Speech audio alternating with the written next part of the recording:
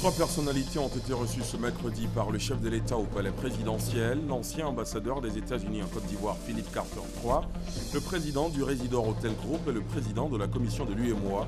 Entre autres sujets abordés, la prochaine conférence de l'UEMOA à Dakar. La saison des pluies sera très abondante cette année. En plus des orages, il faut s'attendre à des rafales de vent.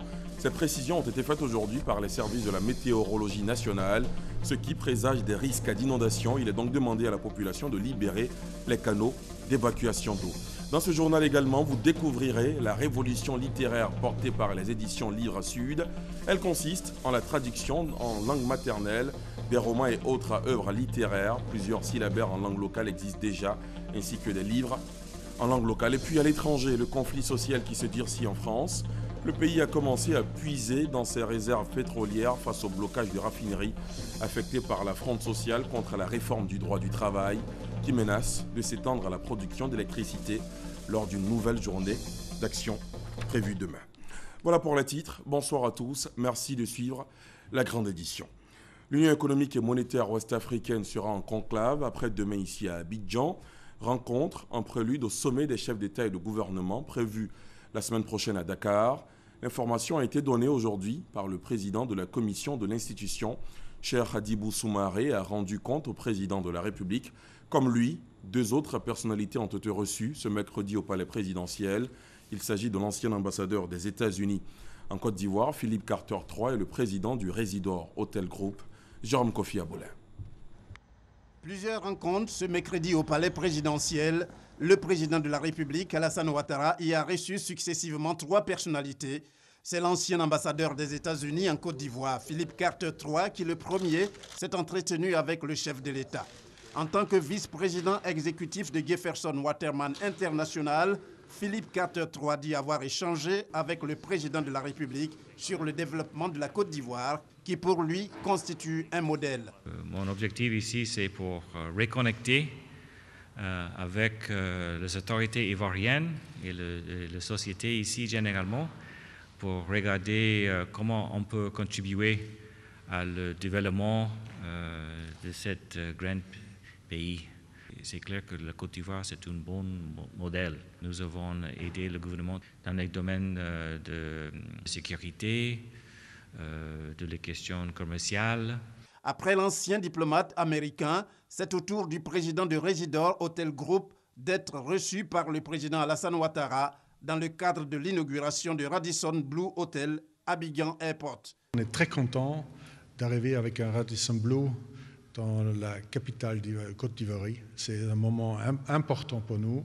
C'est notre 36e hôtel en Afrique et ça ne sera certainement pas la dernière hôtel qu'on tient d'ouvrir ici en Côte d'Ivoire. Troisième et dernière personnalité reçue par le président de la République, Alassane Ouattara, le président de la commission de l'UEMOA. Pour Cheikh Hadjibou Soumaré, il s'agit de faire le point des activités au président Alassane Ouattara en sa qualité de président en exercice de l'UEMOA. Nous étions venus particulièrement pour lui rendre compte de ce que nous sommes en train de faire, la restructuration de la commission sur beaucoup d'autres dossiers, dont la primeur reviendra aux chefs d'État qui vont valider donc les dossiers de la conférence. Donc nous lui avons rendu compte et nous avons reçu aussi ses instructions concernant cela. Nous lui avons également parlé de l'état d'avancement du dossier paix et sécurité. Nous sommes en train d'afficher les taux de croissance les plus élevés, dont le moteur qui est aujourd'hui la Côte d'Ivoire, qui affiche les taux les plus élevés à travers le monde, donc va tirer toutes nos autres économies. Mais pour que cela soit, il faut que les aspects de paix et de sécurité soient mieux gérés dans notre région. Par ailleurs, selon Cheikh Hadjibou Soumaré, la rencontre avec le président Alassane Ouattara vient en prévision d'une réunion de réflexion le 27 mai à Abidjan et de la conférence des chefs d'État et de gouvernement de l'UEMOA prévue le 5 juin prochain dans la capitale sénégalaise. L'actualité ce soir, c'est aussi ces messages du procureur de la République qui vient de nous parvenir. Le 1er mai 2016, à l'occasion de la célébration de la fête du travail, le président de la République a déclaré devant les centrales syndicales que la plupart des détenus de la crise post-électorale ont été libérés et qu'il ne restait que des cas résiduels de détenus en attente de jugement pour des crimes graves. Le lendemain, 2 mai 2016, le site d'information kwasi.com a publié une liste de 78 personnes qui seraient encore détenues dans le cadre des procédures judiciaires de la crise post-électorale. Le parquet tient à apporter les précisions suivantes. Sur cette liste de 78 personnes publiées par ce site d'information, 5 personnes ont été jugées et condamnées. En outre, sur la même liste, il est indiqué que 22 personnes citées sont en détention et en attente de jugement pour diverses infractions graves, notamment pour enlèvement, séquestration, assassinat, crimes contre l'humanité, attentat au complot contre l'autorité de l'État, disparition ou soustraction de cadavres, cas de messieurs Yves Lamblin et Di Ripel. Il convient de préciser que parmi ces 22 personnes, 3 ont été arrêtées avant le 21 mai 2011, date de la prestation de serment du président de la République est considérée comme la fin de la crise post-électorale. 19 autres personnes ont été appréhendées après cette date. De plus, sur les 78 personnes, 50 ont été libérées à la date du 19 février 2016.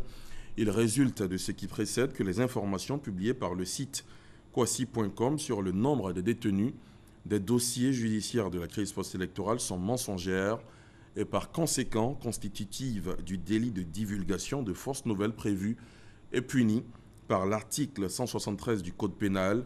C'est pourquoi le nommé Laurent Despa, responsable du site d'information kwasi.com, a été interpellé et déféré devant le parquet. Il a été inculpé du délit susvisé et laissé en liberté. C'est signé du procureur de la République et j'ajoute que la RTI se propose bien sûr de vous donner ultérieurement de plus amples informations sur les noms des personnes concernées. Deuxième message, toujours dans le même registre. Le 1er mai 2016, à l'occasion de la célébration de la fête du travail, le président de la République a déclaré devant les centrales syndicales que la plupart des détenus de la crise post-électorale ont été libérés et qu'il ne restait que des cas résiduels de détenus en attente de jugement pour des crimes graves. Le lendemain, 2 mai, dans un article publié sur le site d'information kwasi.com, le nommé Michel Gbagbo déclarait qu'à la date du 30 mars 2016, 250 personnes étaient encore détenues dans les prisons, la plupart suite à la crise post-électorale. Plus grave, 300 personnes qui ont été inculpées et placées sous mandat de dépôt depuis 2011 sont portées disparues. Relativement à cette déclaration du nommé Michel Gbagbo, le parquet informe qu'il n'a été saisi d'aucun cas de disparition d'inculpés de la crise post-électorale, ni par les parents des supposés disparus, ni par les organisations nationales et internationales de droits de l'homme. Mieux, il indique que 217 personnes qui avaient été inculpées et détenues dans le cadre des procédures judiciaires de la crise post-électorale ont toutes été libérées. Il résulte de ce qui précède que les déclarations du nommé Michel Gbagbo, publiées sur kwasi.com sur le nombre des détenus des dossiers judiciaires de la crise post-électorale, sont sans fondement, mensongères et par conséquent constitutives du délit de divulgation de fausses nouvelles prévues et punies par l'article 173 du Code pénal. C'est pourquoi le nommé Michel Gbagbo a été interpellé et déféré devant le parquet. Il a été inculpé du délit susvisé et laissé en liberté. C'est encore signé le procureur de la République, Richard Adou Christophe. Retour en image ce soir sur le premier sommet de l'action humanitaire qui a pris fin hier en Turquie. Une rencontre à laquelle ont pris part le Premier ministre ivoirien Daniel Kablan-Duncan et la ministre de la Solidarité, de la Cohésion sociale et de l'Indemnisation des victimes. L'éclairage de notre envoyé spécial à Istanbul, Hugues Webley. Le sommet mondial sur l'action humanitaire a réuni plus de 5000 participants, 55 chefs d'État et de gouvernement, il est vrai en l'absence de bon nombre de dirigeants du G7. La Côte d'Ivoire, elle, était bien présente avec une délégation conduite par le Premier ministre Daniel Kablan-Duncan et comprenant la ministre de la Solidarité, de la Cohésion sociale et de l'Indemnisation des victimes, Mariatou Koné. À Istanbul, avec les 134 autres pays présents, la Côte d'Ivoire a eu à cœur de répondre autrement aux crises humanitaires actuelles et à venir, ainsi qu'aux préoccupations des 125 millions de personnes qui actuellement ont besoin d'une aide humanitaire. 1500 engagements appelant à plus de solidarité et à faire preuve de volonté politique pour résoudre la crise marquent cette détermination. L'expérience ivoirienne en matière de financement de l'aide humanitaire, le Premier ministre Daniel Kablan-Duncan l'a partagée au cours de l'une des 7 tables rondes du premier sommet de l'action humanitaire. Est-ce qu'il y a des problèmes de catastrophe? Qu'est-ce qu'on fait?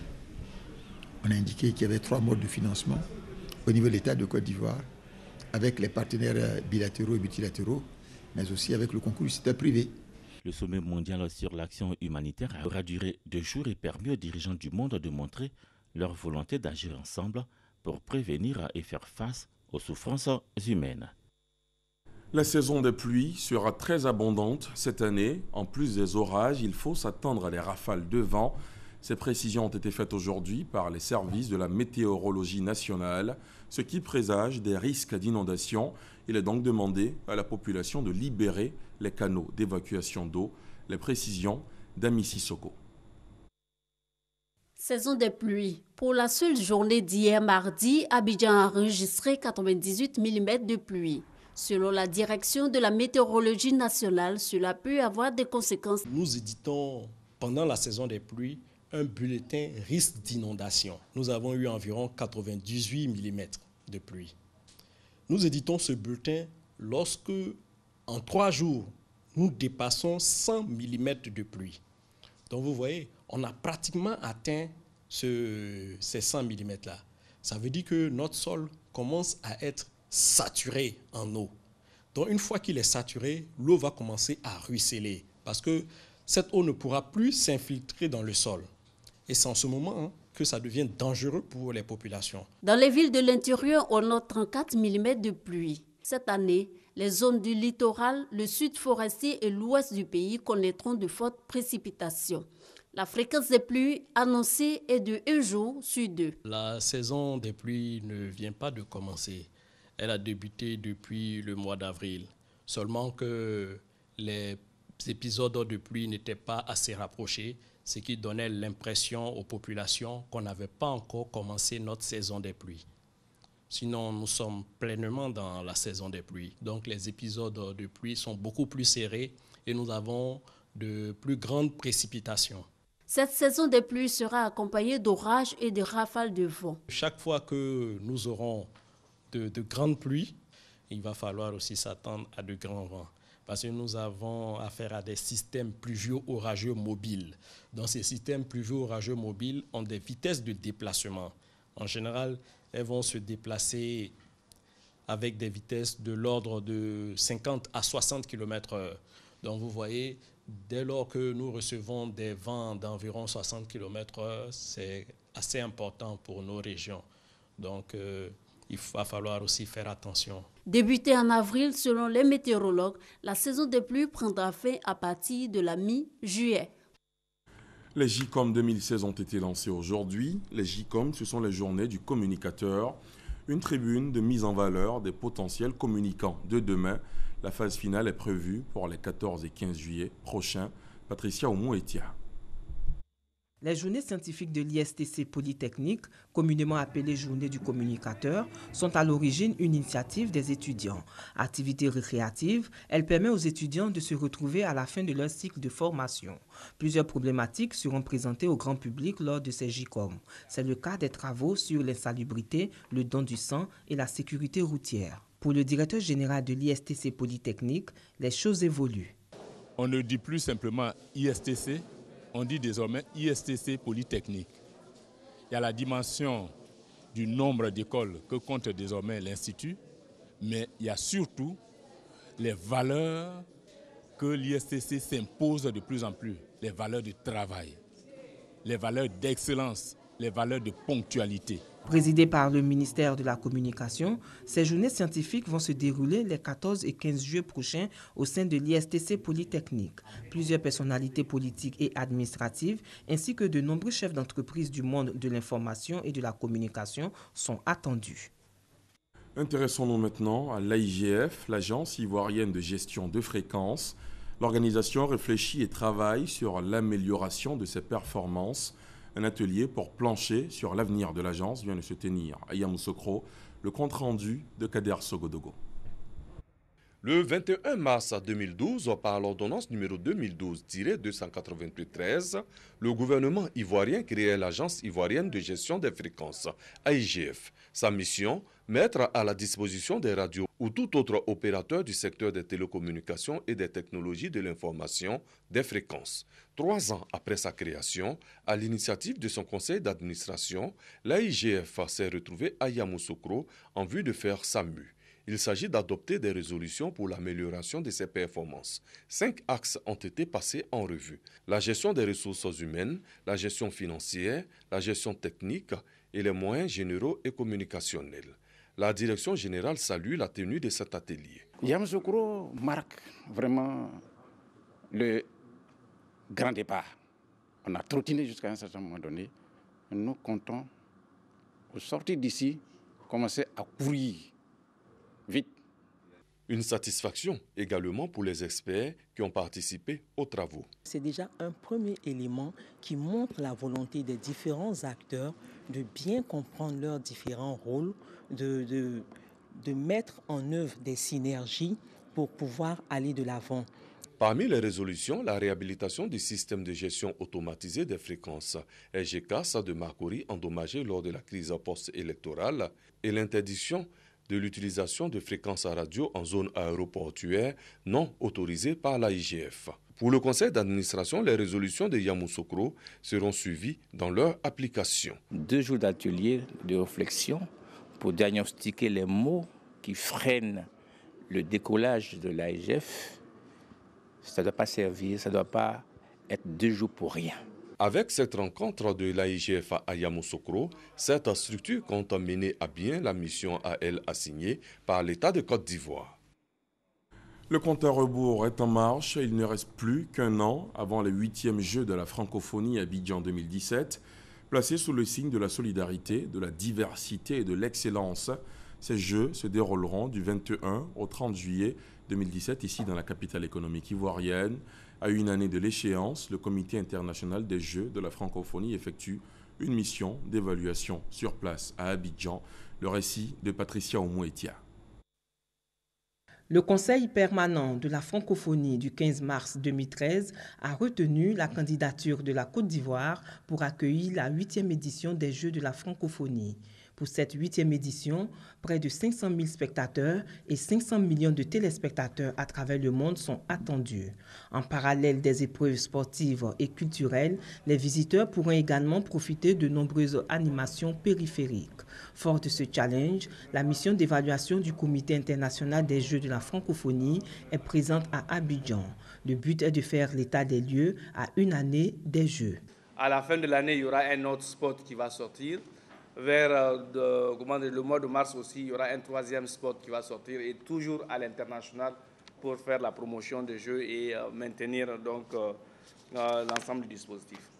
Partenaire de cet événement mondial et festif, la RTI a fait la synthèse de ses activités. Les commissions sportives et hébergement ont également fait le point de leurs activités. La RTI qui va servir de radio-télédiffuseur hôte et pour laquelle un certain nombre de dispositifs concernant les moyens de collecte et de transmission des images étaient nécessaires.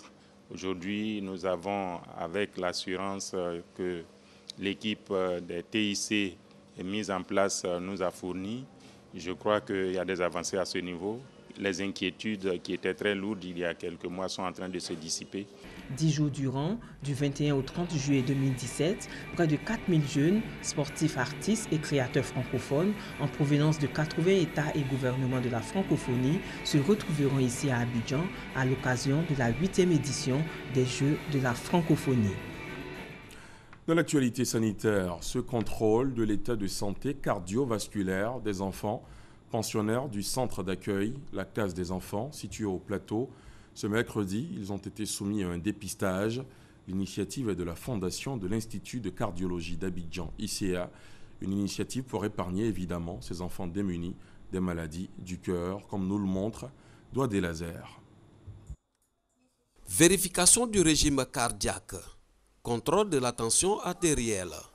Les enfants du centre d'accueil, la Case des enfants du plateau, diagnostiqués des maladies cardiovasculaires. Un dépistage gratuit offert par la Fondation ICA, Institut de cardiologie d'Abidjan, pour leur permettre de connaître l'état de santé de leur cœur. Dès le bas âge, déjà, qu'on commence à suivre les enfants et qu'on puisse donner des conseils aux parents pour l'alimentation des enfants, parce que c'est à travers l'alimentation qu'on peut éviter un certain nombre de maladies quand on est adulte.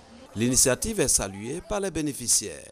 On m'a dit que je n'ai pas un problème de cœur, que ça va. Je leur dis merci. Depuis sa création en 2007, la Fondation ICA œuvre pour la santé du cœur en Côte d'Ivoire. Cette opération sanitaire gratuite, elle veut l'étendre à plusieurs centres d'accueil d'enfants en vue de lutter contre les maladies cardiovasculaires qui affectent par an environ 1,3 million de personnes dans le monde, selon l'Organisation mondiale de la santé. La célèbre émission à succès de télé-réalité Got Talent débarque en franchise ici à Abidjan. La dénomination du programme, l'Afrique a un incroyable talent. L'émission vise tous les pays d'Afrique francophone à la découverte des talents africains. C'est l'une des émissions les plus suivies du monde avec plus de 400 millions de téléspectateurs. Le lancement a eu lieu hier en présence d'Éric Goré. L'Afrique a un incroyable talent, c'est le nouveau programme de télé-réalité réservé à l'Afrique. L'émission va à la rencontre des talents africains dans divers domaines artistiques. Objectif, les faire connaître au monde. Avec 490 millions de téléspectateurs, l'Afrique a un incroyable talent sera diffusé dans plus de 64 pays. Une vingtaine de pays francophones vont s'affronter avec 200 participants. La Côte d'Ivoire abritera ce grand rendez-vous. Nous avons en tant que Côte d'Ivoire une terre fertile, un pays de talent, un pays de génie, parce que c'est un pays, une terre de rencontre, une terre de brassage, une terre de métissage. Et il est démontré dans l'histoire que les peuples de brassage, les peuples d'ouverture sont des peuples qui donnent la possibilité au talent de s'exprimer. Selon les initiateurs, il s'agit de propulser au devant de la scène les talents africains. Nous savons qu'il y a des talents ici et que grâce à ces talents, nous allons pouvoir réaliser ce projet et pouvoir faire aboutir ce challenge. C'est la première fois que l'Afrique francophone va voir exister une émission de cette envergure. La radiodiffusion télévision ivoirienne se donne les moyens de pouvoir faire face à la concurrence. La RTI fait partie des chaînes partenaires. L'Afrique a un incroyable talent est une émission de la société de production Periscope. Le premier prix est de 10 millions de francs CFA. Angélique Kidjo, Fali Poupa et Claudia Tagbo composent le jury. Je vous l'annonçais en titre, dans ce journal également, nous vous proposons une révolution littéraire portée par les éditions Livre Sud, Edilis. Elle consiste en la traduction dans les langues maternelles des romans et autres œuvres littéraires.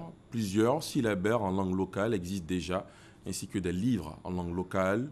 Une expérience assez enrichissante, comme nous le montre Serge Colléa. Dans sa librairie située au plateau rue du Commerce, une série de syllabaires en langue baoulé, bété, sénoufo, dioula, maou, wobé et bien d'autres ethnies de Côte d'Ivoire. Ces ouvrages, réalisés en collaboration avec l'Institut de linguistique appliquée de l'Université Félix Houphouët-Boigny de Cocody et la Société internationale de linguistique, participent à la promotion du livre par l'usage des langues maternelles. De plus en plus de parents se posent des questions et viennent nous poser des questions. Pour nous, c'est positif. Donc c'est un secteur, je dirais, qui est en train de conscientiser les uns et les autres, mais sur le plan achat des ouvrages que nous avons produits, eh bien c'est difficile. Tout comme le livre, la langue est un vecteur de l'éducation et de la promotion de la culture. C'est pourquoi aucune langue ne doit être laissée pour compte dans la promotion véritable de la littérature. La francophonie a accepté nos langues maternelles comme étant des langues partenaires, que nous-mêmes nous devons valoriser. Nous avons des syllabaires et nous avons des contes, nous avons des proverbes. Pour tous ces efforts, Michael Drehi, premier responsable de Edilis, a été à 2 reprises lauréate du prix de l'Académie des sciences, des arts, des cultures d'Afrique et des diasporas africaines. Elle a également reçu le prix international UNESCO Confucius d'alphabétisation. Toujours à la tâche, l'éditrice est en pleine préparation du dictionnaire en langue tchaman. Chez Edilis, chaque langue est une brique nécessaire à l'édification des mondes meilleurs. Cette vision plurielle de la langue et de la littérature sera réaffirmée à l'occasion du Salon international du livre d'Abidjan 2016. Et si vous souhaitez devenir écrivain, peu importe la langue, le sujet qui va suivre vous intéresse forcément. Comment devenir écrivain? Le métier n'aurait-il son nom? Pourquoi lire?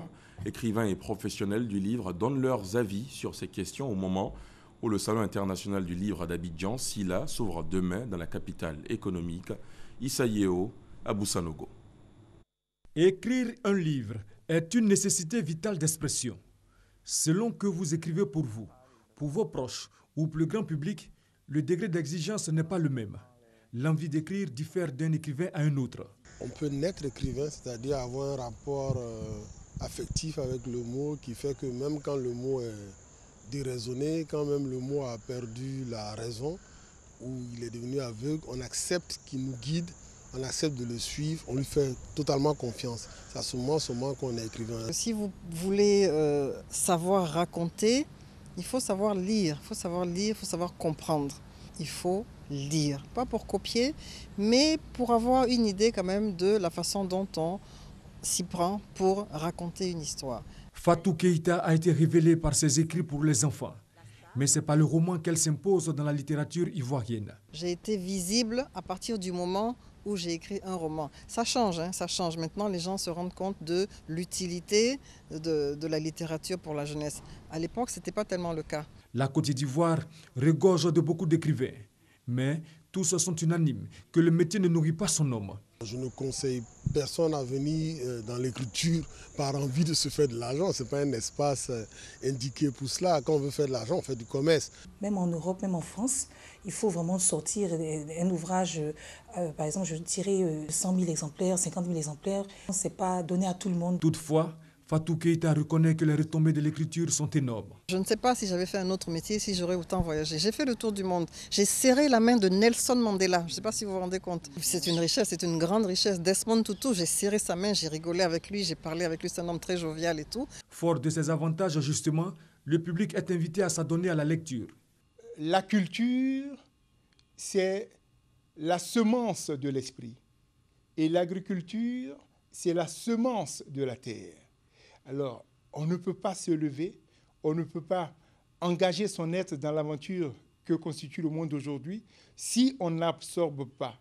Et l'une des meilleures méthodes, c'est la lecture. Le Salon international du livre qui démarre ce jeudi sera donc l'occasion pour les écrivains de partager leurs expériences avec les lecteurs. En religion, la conférence des évêques catholiques de Côte d'Ivoire organise un pèlerinage national de la miséricorde à la basilique Notre-Dame de la Paix de Yamoussoukro. Plus de 150 000 fidèles participent à ce rendez-vous religieux, signalant que le pape François a dédié l'année 2016 à la miséricorde. On retrouve Kader Sogodogo. Miséricordieux comme le Père, voici ce qui doit être l'engagement tout au long de cette année 2016 de tout chrétien catholique à travers le monde. Cette volonté du pape François est traduite par un pèlerinage en Côte d'Ivoire. Ils sont plus de 150 000 fidèles catholiques venus de tout le pays qui ont répondu présents à l'appel de la conférence des évêques catholiques de Côte d'Ivoire pour prendre part à ce pèlerinage à la basilique Notre-Dame de la Paix de Yamoussoukro. Ils ont prié toute la nuit, chanté et loué Maman Marie, la bienheureuse mère, afin qu'elle pose ses mains sur la Côte d'Ivoire. Nous sommes venus au pied de notre maman pour lui confier notre pays, lui dire de présenter notre pays à son fils, qui fasse descendre la grâce dans le cœur de tous les Ivoiriens pour que leur cœur, endurci par la souffrance et beaucoup d'autres choses, se ramollissent, qu'ils se tournent les uns vers les autres, qu'ils s'acceptent pour une Côte d'Ivoire paisible, une Côte d'Ivoire où il fait bon vivre. Tous ont veillé et prié pour la Côte d'Ivoire et ses habitants. Je dis merci à Notre-Dame de la Paix encore, que la paix soit dans notre pays là, parce que sans paix on ne peut rien faire. Je dis à mon mari de veiller sur la Côte d'Ivoire. Je retourne avec la grâce, le pardon, la miséricorde. Au petit matin, après l'ouverture officielle du centre d'adoration du Saint-Sacrement pour la paix et la bénédiction finale, les pèlerins sont repartis, cette fois-ci pour un nouveau départ, le bon fait de miséricorde. À l'étranger, la France a commencé à puiser dans ses réserves pétrolières face au blocage de raffineries affectées par la Fronde sociale contre la réforme du droit du travail qui menace de s'étendre à la production d'électricité lors d'une nouvelle journée d'action prévue pour demain jeudi. Le bras de fer entre les opposants à la loi El Khomri se poursuit. Nouvelle journée de manifestations et de mécontentement en France. Depuis quelques jours, c'est la pénurie de carburant observée dans les stations-service. Plusieurs analystes évoquent l'idée d'une paralysie qui se serait emparée du pays. Le gouvernement, lui, reste ferme sur ses positions et se refuse d'évoquer l'idée d'une quelconque pénurie. Et pourtant, 6 sur 8 des raffineries que compte le pays sont bloquées par les manifestants. Au terminal pétrolier du Havre, la situation reste critique, faisant craindre pour le trafic aérien mais aussi pour l'activité économique du pays. Dans ce lit de difficultés, le ministère du Travail a fait connaître ce mercredi les nouveaux chiffres du chômage, un taux qui s'annonce plutôt positif avec 19 900 demandeurs d'emploi en moins pour le mois d'avril, soit une deuxième baisse consécutive du chômage. Les forces de l'ordre restent au coude à coude avec les manifestants pour tenter de libérer le dépôt de carburant de Dandy-les-Mines dans le nord de la France. C'était un récit d'Herman Guivet. Les autorités mexicaines ont commencé à exhumer les 116 corps trouvés dans un charnier dans l'État mexicain de Morelos en novembre dernier. Les opérations devraient durer 5 jours. L'identification des dépouilles devrait suivre. Les familles des portés disparus attendent des réponses. Les Nations Unies, elles, estiment à 20 000 le nombre de disparitions liées au trafic de drogue au Mexique. Et c'est avec cette info que nous refermons les portes de ce journal. Merci de nous avoir suivis. Excellente soirée sur RTI1.